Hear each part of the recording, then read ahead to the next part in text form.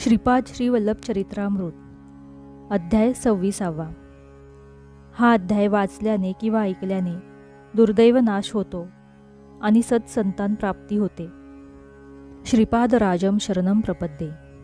कलियुगाचे लक्षण. आम्ही प्रातःकाळीच उठून नदी ओलांडून श्रीपाद प्रभूंच्या दर्शनासाठी कुरुगड्डीस गेलो. धर्मगुप्तांना श्रीपाद प्रभूंच्या मुखातून कलियुगाच्या प्रादुर्भावाचे विशेष जाणून घेण्याची तीव्र इच्छा होती. आज श्रीपाद प्रभू अत्यंत आनंदात होते.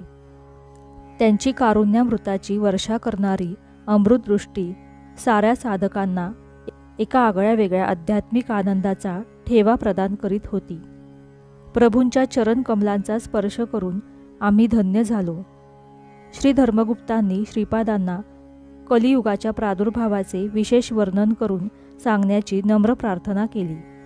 श्रीपाद प्रभू म्हणाले, साधकांनो, काळ हे परमात्म्याचे विराट स्वरूप आहे.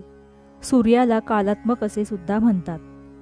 धनिष्ठा नक्षत्रापासून प्रारंभ केलेली सूर्याभोवतीची श्रवण नक्षत्राची परिक्रमा परत फिरून धनिष्ठा नक्षत्रापर्यंत येण्याच्या काळास ब्रह्मकल्प असे म्हणतात.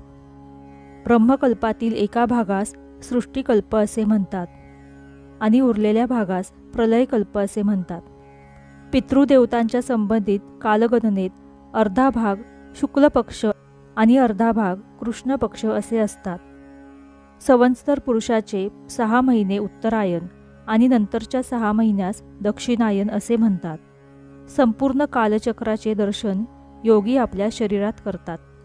या रहस्यविद्येला तारक राजविद्या असे म्हणतात. तारक राजयोगात शरीरालाच ब्रह्मांड मानतात. समस्त लोक यातच समाविष्ट झालेले आहेत. आपल्या शिरस्थानाला ब्रह्मलोक असे म्हणतात. या शिरस्थानात आचार विचार असतात. नाभीमध्ये विष्णुलोक असतो. आपल्या हृदयात रुद्रलोक असतो. पितृलोक आपल्या वीर्यकणात जनुदेवता स्वरूपात वास करतात. या जनुदेवतांचे कार्य असे की मानवाच्या गतजन्मात केलेल्या कर्माचे फळ पुढील जन्मात देणे. असे असले तरी गेल्या जन्माचे फळ एका क्रम पद्धतीने देण्यास काळाची अत्यंत आवश्यकता असते. कलियुगाची लक्षण. पितृदेवता म्हणजे आपले दिवंगत झालेले पूर्वज नव्हे. स्वर्गवासी झालेल्या आपल्या माता पिता आजी आजोबा यांच्या नावाने आपण केलेल्या श्राद्ध पक्षाचे फळ स्वीकारून त्यांना उत्तम गती प्राप्त करून देणारे जन्युदेवताच असतात. या जन्युदेवतांचा जन्म नसतो. योगीजन आपल्या शरीरात सृष्टीतील 6 ऋतूंचे दर्शन करतात. एका वर्षात 12 पौर्णिमा आणि 12 अमावस्या असतात. हे 24 पर्वच गायत्रीचे चतुर्विशंती छंद असतात. कालस्वरूपी श्री विष्णू भगवानांना काही लोक संवत्सर पुरुष मानून त्यांची उपासना करतात. या विद्येला द्वादशाक्षरी विद्या असे म्हणतात. प्रत्येक महिन्याचे 1 अक्षर, याप्रमाणे 12 महिन्यांची 12 अक्षरे मिळून यांचा एक मंत्र तयार होतो. नद्यांना भयंकर पूर येऊन मनुष्य पशु संपत्ती यांची अपार हानी होते. भूमीचे प्रकंपन होणे म्हणजे भूकंप होणे. सूर्यचंद्रादी गती बदलणे, दिवसा अंधार पडून सूर्य न दिसणे, आकाशात धूमकेतू तारा दिसणे ही सारी कलियुगाची लक्षणे आहेत. द्वापार युगाच्या शेवटच्या काळात पश्चिमी समुद्रातील एका द्वीपावर कलियुगाचा अधिपती असलेल्या कलिपुरुषाने घोर तपस्या केली होती. हे सारे विषय वेदव्यास ऋषींच्या भविष्यपुराणात आढळतात. म्लेच्छ जातीचा आविर्भाव. जिकडे पाहावे तिकडे वेदमंत्राचे उच्चार, यज्ञयागादी तपस्या याचाच जोर सर्वत्र चालू होता. या कारणाने कलिपुरुषास अत्यंत दुःख झाले. त्याने भगवंताची प्रार्थना केली, हे प्रभो, पृथ्वीवर सगळीकडे यज्ञ याग धार्मिक आचरण नीतिमत्ता याचेच प्राबल्य आहे. अशा परिस्थितीत मी माझ्या कलियुगाचा प्रभाव लोकांमध्ये कसा पसरवू? आपल्या आज्ञेप्रमाणे मी माझ्या युगधर्मास सगळीकडे व्यापून टाकावे, परंतु सद्य परिस्थितीत ते मला अशक्यच वाटत आहे.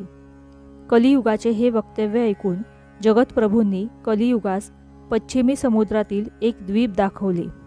म्लेच्छ जातीचा मूळ पुरुष आदम आणि स्त्री हव्यावती या दोघांना जगतप्रभूंनी कलियुगास दाखवले. त्या स्त्री पुरुषास विहार करण्यासाठी एक अत्यंत रमणीय उद्यान निर्माण केले. वास्तविक पाहता ते स्त्री पुरुष भाऊ बहीण होते, परंतु कलियुगाने सर्परूपाने त्यांच्या शरीरात प्रवेश करून त्यांच्यात कामभावनेचे बीज पेरले आणि अधर्मी संतान उत्पन्न करण्यास प्रेरित केले. ते दोघे अशा प्रकारे पतित झाल्यावर त्यांच्यातील दिव्य शक्ती अदृश्य झाली. कालांतराने या जोडीपासून कलिधर्मांच्या मूळ म्लेच्छ जातीचा आविर्भाव झाला. द्वापार युगाच्या अंती म्हणजेच 2800 वर्षानंतर म्लेच्छ देशात म्लेच्छ जातीच्या संततीची अभिवृद्धी होणार असल्याचे भविष्य पुराणातील प्रत्येक सर्गपर्वात कथन केले आहे. नीलांचल पर्वताजवळ आदम आणि हव्यावती या दोघांनी आपल्या पापाचे फळ अनुभवून आर्यधर्मास दूषण लावणारी, अभक्ष्य भक्षण करणारी, दुराचारी अशा संततीची वृद्धी केली. श्रीपाद प्रभू पुढे म्हणाले, मी कल्की अवतार घेऊन कोट्यावधी अधर्मी व दुराचारी लोकांचा नाश करून पुनर्पी सत्ययुगाची स्थापना करणार आहे. हा फार दूरच्या भविष्यातील माझा कार्यक्रम आहे. अशा रीतीने श्रीपाद श्रीवल्लभ चरित्रामृत अध्याय 26 समाप्त. श्रीपाद श्रीवल्लभांचा जय जयकार असो. श्री स्वामी समर्थ.